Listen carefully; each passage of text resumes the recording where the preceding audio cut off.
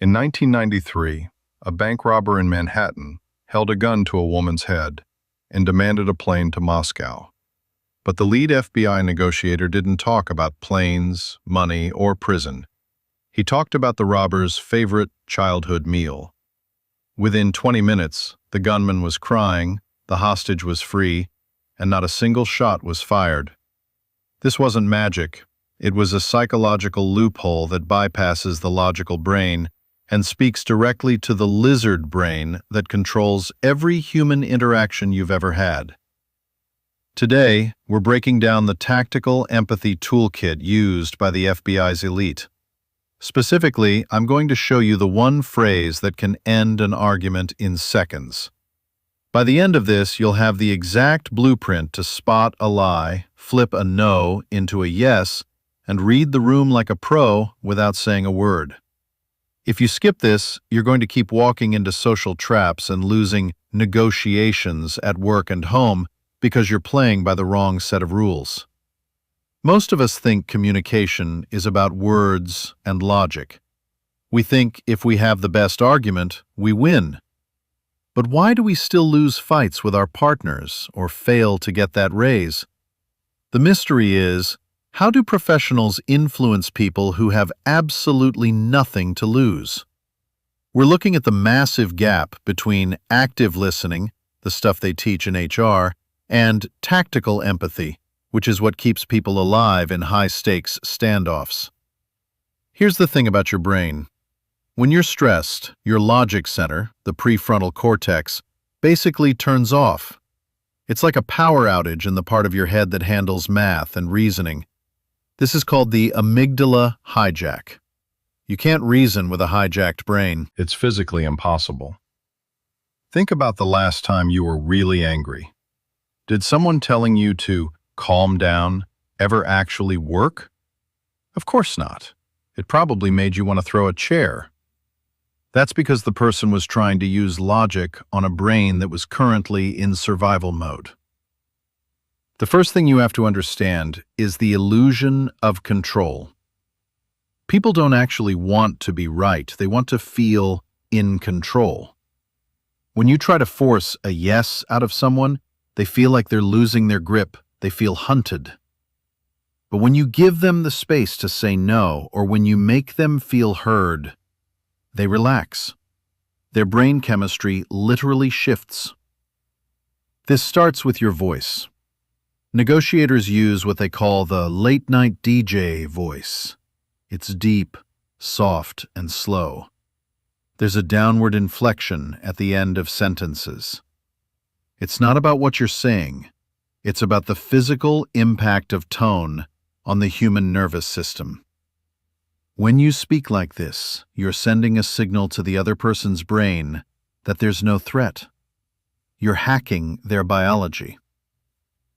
Why do we do this? Because of cognitive bias. Our brains are hardwired to prioritize threats over rewards. We're programmed to look for the tiger in the bushes, not the berries on the branch. In a conversation, if someone feels even slightly threatened, they stop listening to your facts and start preparing for a fight. But wait, the craziest part is still ahead. Let's talk about the mirroring hack. This is one of the simplest but most effective tools in the entire FBI manual. Mirroring is just repeating the last 1 to 3 critical words of what someone just said, but you say it as a question. If someone says, "I've had a really hard day, and I'm just not in the mood to talk about the budget," you don't say, "I understand." You say, "Not in the mood to talk about the budget?" That's it. It sounds too simple to work, right? But there's a famous study by Richard Wiseman, often called the waitress study. He found that waitresses who mirrored their customers, meaning they repeated the order back exactly as the customer said it, got 70% higher tips than the ones who used positive reinforcement like, "Great choice," or "Sure thing." Mirroring is like a psychological ping in a sonar system. It forces the other person to explain more without you ever having to ask a why question. And here's a pro tip. Why is the most dangerous word in the English language. When you ask someone, "Why did you do that?" or "Why do you feel that way?" it triggers a defensive posture.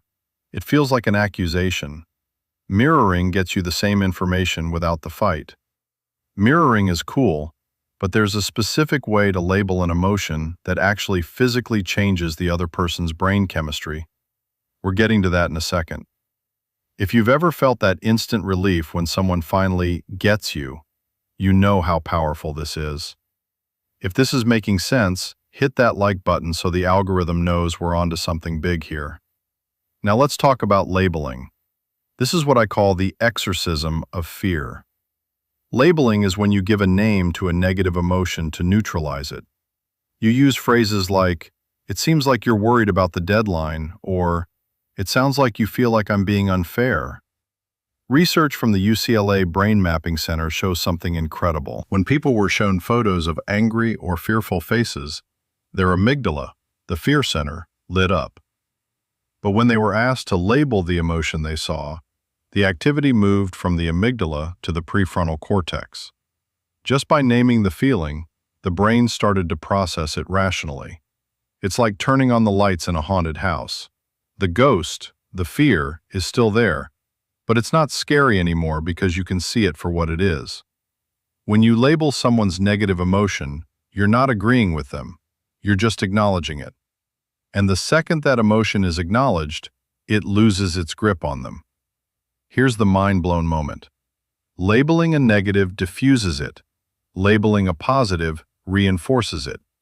If you say, "It seems like you're really dedicated to this project," you're locking in that positive trait. But if you say, "It seems like you're feeling ignored," you're sucking the air out of that resentment. But what happens when you're dealing with a total narcissist? There's one specific, no-oriented question that stops them cold. We'll get there, but first, let's talk about the power of no. We've been raised to think that yes is the goal. Salespeople are trained to get you into a yes momentum. They ask questions like, "Do you want to save money?" or "Do you want your family to be safe?" But every yes they hunt for feels like a trap. It makes you feel like you're being led down a hallway where all the doors are locking behind you. This is why we hate pushy salespeople. Chris Voss, the former lead FBI hostage negotiator, says that no is the start of the negotiation, not the end. People feel safe when they say no. It makes them feel like they're protected and in control. Think about it. If someone asks, "Do you have a few minutes to talk?" you immediately wonder what they want. You're hesitant. But if they ask, "Is now a bad time to talk?" it's much easier to say, "No, it's not a bad time." You've given them the no they crave, and now they're open to listening. Look, this next part changes everything. It's the difference between "you're right" and "that's right." In any argument, "you're right" is actually a disaster. It's what people say to make you go away. It's a polite way of saying, "I'm done listening to you, please shut up." Think about the last time you were arguing with a partner and they sighed and said, "Fine, you're right." Did you feel like you won? No. You felt like they were patronizing you.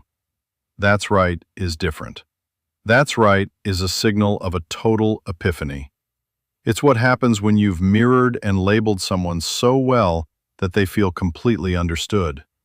They aren't agreeing with your argument, they're agreeing with your assessment of their reality. It's like the difference between a student nodding to please a teacher and a student finally solving a math problem on their own. When you get a "that's right," the barriers come down. The negotiation can actually start. We're halfway through the negotiator's toolkit. If you're starting to see how you could use this in your next salary meeting, or even just a dinner argument, subscribe. We do deep dives like this every week. Now, let's look at a technique that feels counterintuitive but works like a charm: the accusation audit. Before you ask for something, or before you start a difficult conversation, you list every terrible thing the other person could possibly say about you. You say it before they have the chance to. If you're asking for a raise, you might start with, "You probably think I'm being greedy, that I'm not a team player, and that I'm being totally unfair by bringing this up when the budget is tight." By voicing their complaints for them, you steal their thunder. You take the weapons right out of their hands. It forces them to be fair back to you. Usually, they'll respond with something like, "No, I don't think you're being greedy. You've done a lot of good work." You've cleared the negative air before it even had a chance to foul up the room. And the final piece of the puzzle? It's a body language cue that 90% of people get wrong, but it's the ultimate tell for a liar. Most people think liars can't look you in the eye. That's a myth. Professional liars actually make too much eye contact because they're trying to overcompensate. The real tell is something called the Pinocchio effect. When people lie, they tend to use more words than necessary. They get wordy. They try to convince you with a mountain of detail. A person telling the truth usually keeps it short and simple. Let's look at how this works in the real world. In 1981, during the Iranian hostage crisis, the negotiations were failing because both sides were stuck on logic. The Americans were trying to explain why the law was on their side, and the Iranians were doing the same. It wasn't until the negotiators started using labeling, acknowledging the deep-seated feelings of disrespect and historical grievance, that the energy in the room shifted. They didn't have to agree with the grievances to acknowledge they existed. Or think about a common roommate dispute. One person never does the dishes. You could say, "You're lazy and you never help out," which will lead to a fight. Or you could use an accusation audit and a label. "You're probably going to think I'm being a micromanager and a total pain, but it seems like you're really overwhelmed with work and the kitchen just isn't a priority for you right now." The first way gets you a slammed door. The second way gets you a conversation. The secret here isn't about being a master manipulator. It's about empathy as a tool, not a feeling. You don't have to like the person you're talking to. You don't even have to respect them. You just have to understand what's driving them. When you give someone the gift of feeling heard, they lower their guard. That is the only time real change happens. You can't force someone to change their mind. You can only give them the safety they need to change it themselves. Recall the 1993 bank robber. He didn't surrender because he was outgunned. He was surrounded by SWAT teams. He knew he was outgunned from the start. He surrendered because he finally felt understood. The negotiator didn't judge him, didn't argue with him, and didn't try to win. He just listened until the robber had nothing left to fight against. The next time you're in a heated moment, don't reach for a better argument. Your facts don't matter when the other person's amygdala is screaming. Reach for a label. Ask yourself, what are they actually feeling? Stop trying to be right and start trying to be curious, because the person who listens the most is the one who actually has the power. Think about how many times you've walked away from a conversation feeling like you hit a brick wall. You had the data. You had the proof. You were 100% right. But the other person just dug their heels in. That's because you were attacking their identity, not their logic. When we feel attacked, we don't think, we defend. Using tactical empathy is like having a skeleton key for human behavior. It works on your boss, it works on your kids, and it even works on that one neighbor who always complains about your lawn. The late-night DJ voice, mirroring, labeling, the power of no, and the accusation audit. These aren't just negotiation tactics. They are a different way of seeing the world. They recognize that humans are not rational animals. We are emotional animals who occasionally try to be rational. If you can master the 7-second shift, the time it takes to pause, lower your voice, and mirror the last 3 words someone said, you will find doors opening that you didn't even know were there. It takes practice. You'll feel awkward the first time you mirror someone. You'll think they're going to catch you, but they won't. They'll just keep talking. They'll tell you things they didn't even mean to say. They'll feel a strange sense of comfort around you, and they won't even know why. That's the power of the lizard brain. It's always watching, always listening for a threat. When you show it there is no threat, it lets you in. So next time someone says something that makes your blood boil, don't snap back. Just take a breath. Use that downward inflection and repeat back the last 3 words they said. The last 3 words? Exactly. You're already doing it. The research is there. From Dr. Albert Mehrabian's 7-38-55 rule, which says that only 7% of communication is based on the words we use, while 38% is tone and 55% is body language, to the brain scans at UCLA. The science of negotiation is really just the science of being human. Most people spend their whole lives shouting into the wind, wondering why nobody is listening. Now you know the reason. You were speaking to the wrong part of the brain. Go out and try it. Start small. Try mirroring a barista or a cashier. Watch how they react. Notice the moment their shoulders drop and they actually look at you. It's a small shift, but it's the foundation of everything. The world is full of people who just want to be heard. If you're the one who finally listens, you're the one who wins. Here's the thing about the accusation audit that most people miss. It's not just about the other person, it's about you too. When you force yourself to say out loud the worst things someone could think about you, it takes the sting out of it for you. You realize that those words can't actually hurt you if you're the one saying them. It gives you a level of emotional protection that is incredibly rare. Imagine you're late on a project. Instead of making excuses, you walk into your boss's office and say, "You probably think I'm being irresponsible, that I don't value your time, and that I'm making the whole team look bad." Your boss was probably ready to yell at you, but now, you've already done their job for them. They have nothing left to say. Usually, they'll actually start defending you to yourself. "Well, I wouldn't go that far. I know you've been busy."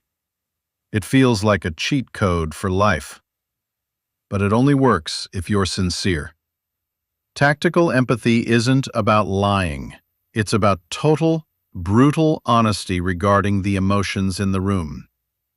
You're not saying you are irresponsible, you're saying they might think you are.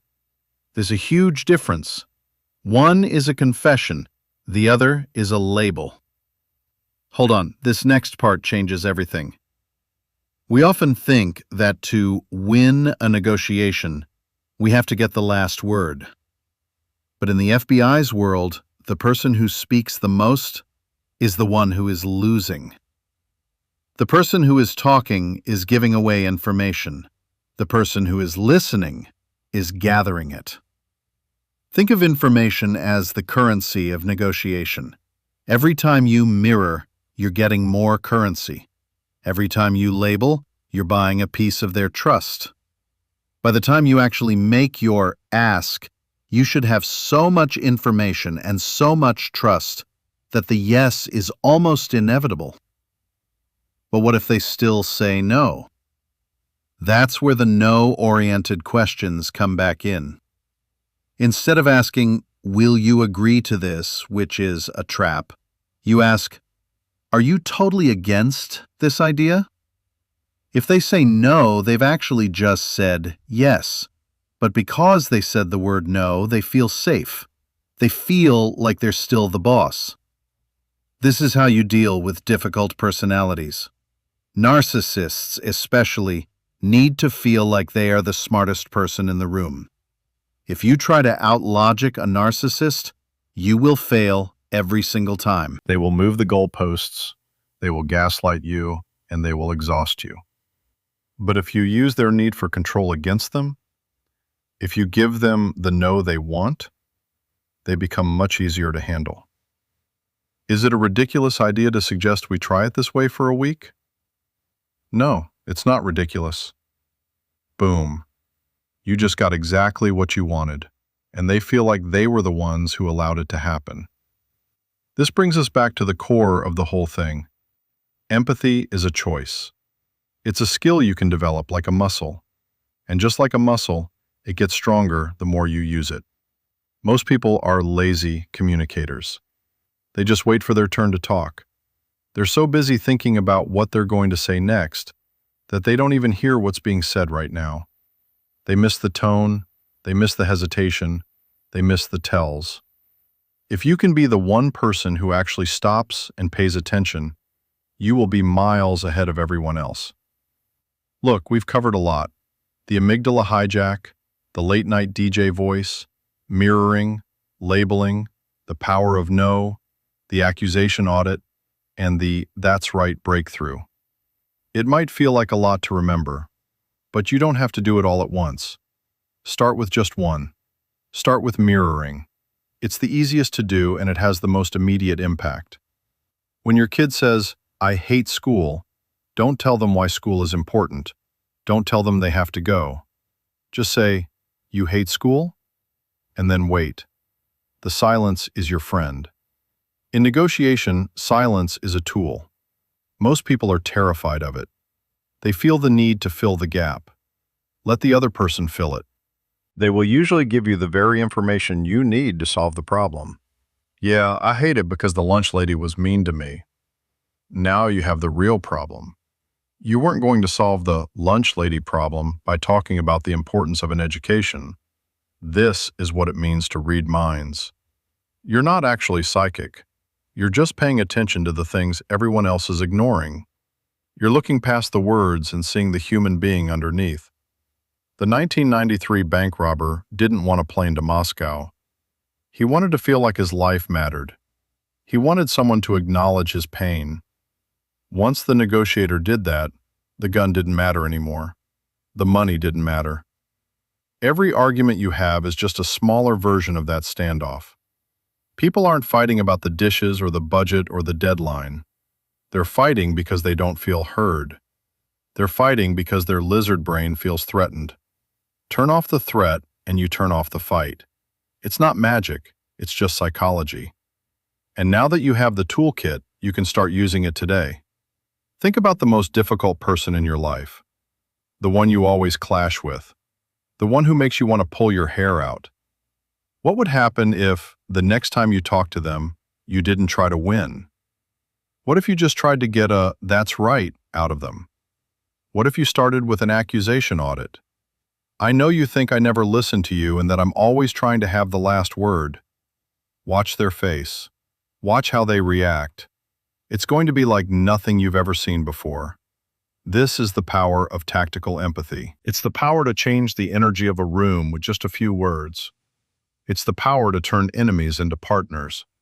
And it's the power to navigate the world with a level of confidence you've never had.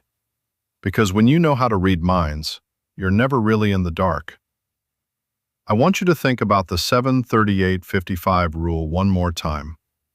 7% words, 38% tone, 55% body language. Most of us spend 100% of our energy on that 7%. We obsess over the perfect email, the perfect comeback, the perfect argument.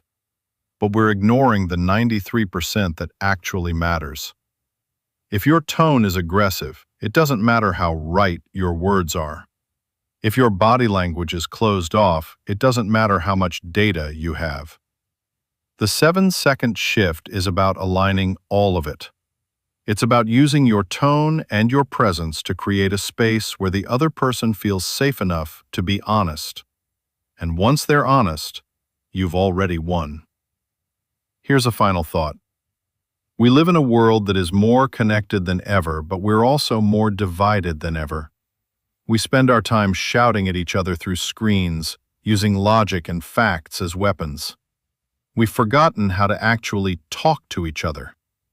But these tools, the ones used by the FBI to save lives, they work just as well in a comments section as they do in a hostage standoff. They work because they are based on the universal truths of human nature. We all want to be understood. We all want to feel in control. And we all want to feel safe. If you can provide those things for people, you will have more influence than you ever thought possible. So, next time you find yourself in a conflict, remember the bank robber. Remember the late-night DJ voice. Remember that no is a gift. And most importantly, remember that the person across from you isn't an adversary to be defeated. They are a puzzle to be solved. When you approach people with curiosity instead of judgment, everything changes. The walls come down. The tension disappears. And for the first time, you can actually see what's going on inside their head. That's the real secret of the FBI's elite negotiators. It's not about being the toughest person in the room. It's about being the most empathetic. It's about the 7-second shift. And now, it's in your hands. If you've made it this far, you're clearly serious about mastering your own psychology and the way you interact with the world. This is just the beginning. There are so many more layers to this, from the way we anchor prices in a negotiation to the way we use calibrated questions to guide someone to our conclusion without them even realizing it. But for today, just focus on the basics. Mirror, label, use your DJ voice. Watch the world react to you. You're going to be surprised at how quickly things start to change. The bank robber in Manhattan didn't need a plane to Moscow. He just needed someone to listen. We all do. The next time you're in a heated moment, don't reach for a better argument. Reach for a label. Ask yourself, what are they actually feeling? Because the person who listens the most is the one who actually has the power. Think about the weight of that for a second. In a world where everyone is screaming to be heard, the person who stops to listen is the one who controls the conversation. It's the ultimate paradox. By giving up the floor, you gain the lead. It's like a martial art for the mind. You're using the other person's energy and momentum to guide them where you want them to go. You aren't blocking their punches, you're just stepping to the side and letting them tire themselves out. And when they're done, when they've said everything they need to say and they feel completely understood, that's when you make your move. And because you've built that foundation of trust, they'll follow you. It's the most powerful tool you'll ever own. Use it wisely. Look, we're living in a time where everyone is on edge. Stress levels are through the roof. People are quicker to anger and slower to forgive. This makes tactical empathy more than just a negotiation hack. It's a survival skill. Whether you're trying to save a relationship, close a deal, or just get through a Thanksgiving dinner without a blowout fight, these techniques are your best bet. They allow you to navigate the emotional minefield of human interaction without setting off any explosions. And the best part is, the more you do it, the more natural it becomes. Eventually, you won't even have to think about it. You'll just instinctively know when to mirror, when to label, and when to let the silence do the work for you. You'll become the person who stays calm when everyone else is panicking. The person who finds the solution when everyone else is focused on the problem. The person who can talk anyone down from a ledge, literally or figuratively. That's the goal. Not just to win, but to lead. To lead with empathy. So go ahead, give it a shot.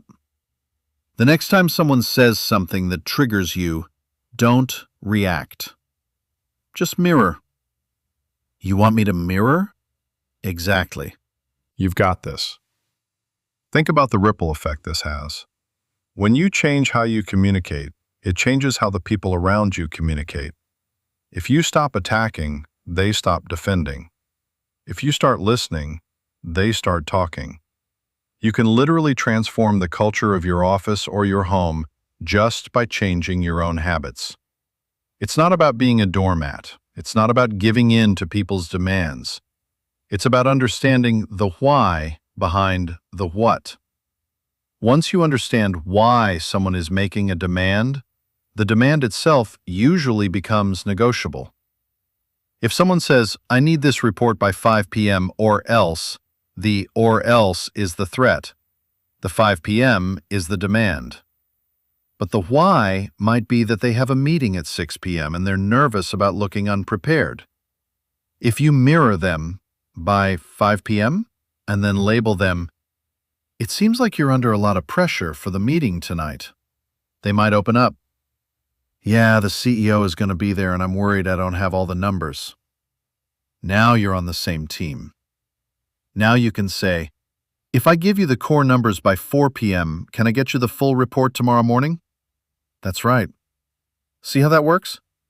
You didn't just give in, you negotiated a better outcome for both of you because you took the time to find the real problem.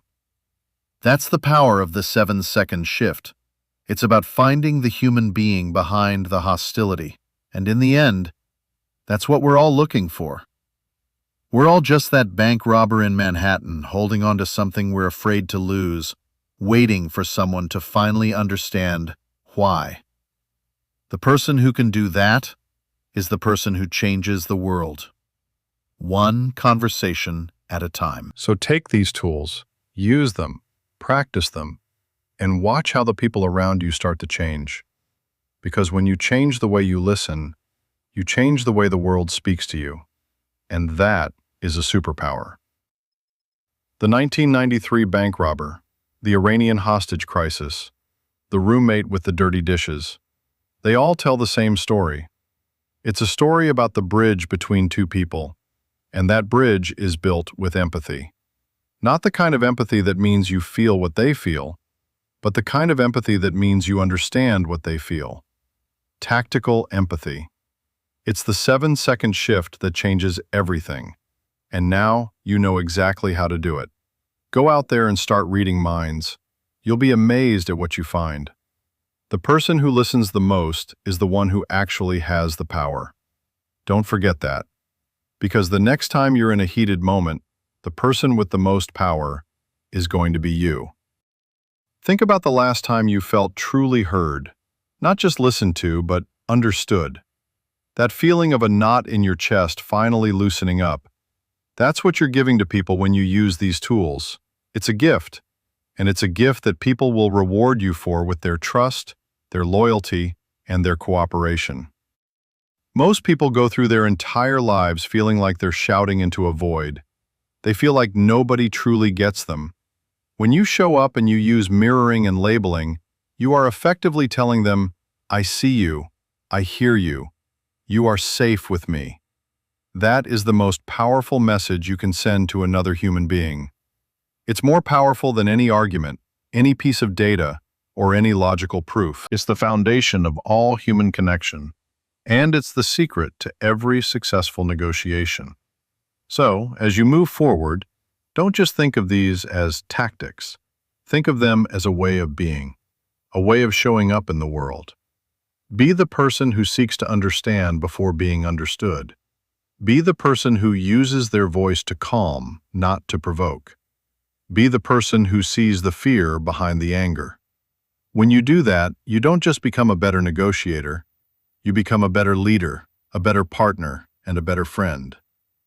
The 7-second shift isn't just about reading minds, it's about connecting hearts. And that is where the real magic happens. Every interaction you have is an opportunity to practice. Every person you meet is a chance to use these tools. Don't wait for a high-stakes standoff. Start now. Start today. Start with the people you love. Start with the people you work with. Watch how the tension melts away. Watch how the communication opens up. It's all right there, waiting for you. The 7-second shift. How hostage negotiators read minds, and how you can too. The person who listens the most is the one who actually has the power. And now, that power belongs to you. Use it well, because the world needs more people who know how to listen. The world needs more people who can find the "that's right" in a sea of "you're right." The world needs more people who can turn a standoff into a surrender, not through force, but through understanding. That was the lesson from 1993, and it's the lesson for today. Empathy is the key, and you just found the lock. The next time you're in a room where the tension is rising and the voices are getting louder, remember your training. Lower your voice, slow down, use that downward inflection. Mirror, label, audit, and then just listen. You'll be surprised at how quickly the room goes quiet. You'll be surprised at how quickly the enemy becomes a person again. And you'll be surprised at how easily you can lead them exactly where they need to go. That is the power of tactical empathy. That is the 7-second shift. And that is how you change the game. Look, we've covered a lot of ground today. We've gone from the streets of Manhattan to the brain mapping labs of UCLA. We've looked at the biology of fear and the psychology of control. But at the end of the day, it all comes down to one thing: human connection. We are all wired for it. We all crave it. And we are all terrified of losing it. When you use these tools, you are speaking to that fundamental human need. You are telling the other person that they are not alone. And once they know that, they don't need to fight you anymore. They can just talk to you. And that is where the real work gets done.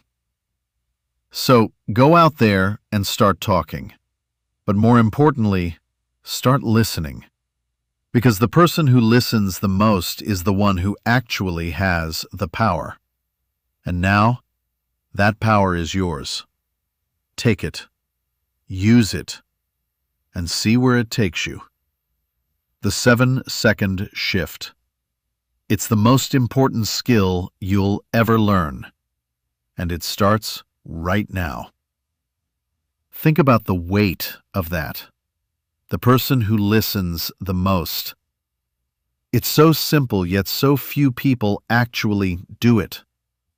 We live in a world of talkers, a world of people waiting for their turn to be the center of attention. When you step out of that cycle, you become an anomaly. You become someone people are drawn to, someone they trust. And in any negotiation, whether it's for $1 million or just for who gets to pick the movie tonight, trust is the only thing that matters. Without trust, you have nothing. With it, you have everything. Tactical empathy is how you build that trust in record time. It's how you bypass the months of relationship building and get straight to the heart of the matter. It's not a shortcut, it's a deep dive. It's about going where most people are afraid to go. Into the emotions, into the fears, into the lizard brain. But once you're there, you'll find that it's not as scary as you thought. It's just human. The bank robber was just human. The Iranian captors were just human. Your boss, your partner, your neighbor, they're all just human. And once you know how to speak to that humanity, there is no limit to what you can achieve. So remember the 7-second shift. Remember the late-night DJ voice. Remember the labels and the mirrors. And remember that the person who listens the most is the one who actually has the power. You're ready. Go out there and use it. The world is waiting to be heard, and you're the one who's finally going to listen. One last thing. Don't be afraid to fail. You're going to get the label wrong sometimes. You're going to mirror the wrong words. You're going to forget your DJ voice when you're angry. That's okay. Even the pros mess up. The beauty of these tools is that they are self-correcting. If you get a label wrong, the other person will correct you. No, I'm not worried about the money. I'm worried about the time. Great, you just got the information you needed. The fact that you were wrong doesn't matter. What matters is that you were trying to understand. And the other person will feel that. They'll appreciate the effort. It's the effort of empathy that counts. So don't worry about being perfect. Just worry about being curious. Keep your ears open and your voice low. And watch the magic happen. The 7-second shift. It's waiting for you. Go get it.